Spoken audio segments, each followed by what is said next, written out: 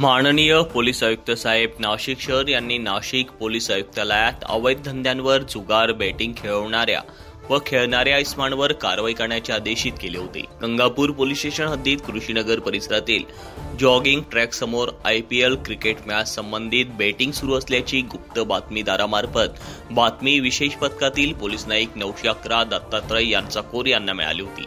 त्या अनुषंगाने विशेष पथकातील अधिकारी व अंमलदार यांनी दिनांक 3 एप्रिल 2024 रोजी 8:30 वाजता कृषीनगर परिसरातील जॉगिंग ट्रॅक समोरील रोडवर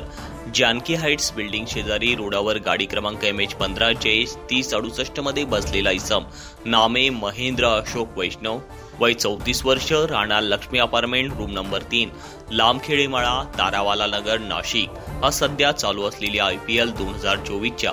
कोलकाता विरुद्ध दिल्ली या क्रिकेट सामन्याचे त्याच्याजवळील मोबाईल फोनवर थेट प्रक्षेपण पाहून या खेळावर पैंजा लावून ऑनलाईन जुगार म्हणजे बेटिंग खेळवित असताना मिळून आला। नमूद इस्मास मोबाईल फोन, रोख रक्कम व 4 चाकी गाडी असा एकूण 16,50,000 रुपयांच्या मुद्देमालासह ताब्यात घेऊन पुढील कारवाई कामी गंगापूर पोलीस स्टेशनच्या ताब्यात देण्यात आले आहे।